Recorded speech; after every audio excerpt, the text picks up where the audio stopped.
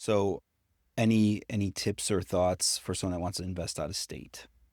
Yes, building your team, building your on the boots, boots on the ground team is very, very important, Mm-hmm. right?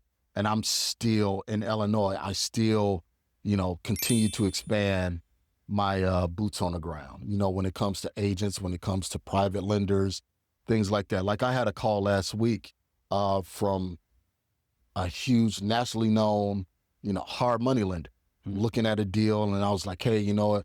Deal Piltles, I'm getting it for 80 grand. It's worth, 330. We're gonna put, it's upside down. We're gonna put about 110 into it, but we're all in at, 200, 220, 210, and it's worth 330. And I was like, well, yeah, that area we really don't want to lend in. Mm. But I went to I called one of the realtors that I know back home. I was like, man, look, I need another lender, that will lend in this area. And I was like, yeah, I got somebody, no problem.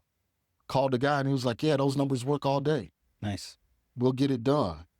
So sometimes having that local feel, that local touch to the area, outweighs, that national feel. So really, to make a long story short, having that team that's in that local market is key. So whenever I tell somebody, they ask me, they want to go out of state, like, have you ever lived there before? Mm-hmm. Do you have family members there, or do you have a network there?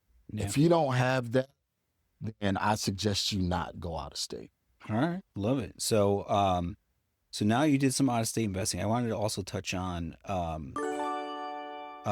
your podcast because, let's talk about obviously marketing yourself. Yep. Right. Because I know you had some good stuff happen to you during your podcast. So tell us some learning lessons around putting yourself out there, marketing yourself, starting the podcast, and what it can do for someone listening if they just pick up the phone, pick up the camera, and let the people know about themselves.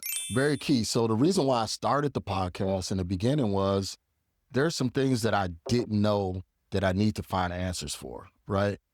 But when you talk to the people that's quote unquote educators, they want to charge you for that information, right? So if you say, hey, you know what, classic line, I want to spend an hour and pick your brain. I want to take you to a coffee shop, right? That's what a lot of people say. Either you're going to get a no, or they're going to say, hey, you know what, I don't have time for that. Or you could be one of my students and it's, $5,000, $10,000.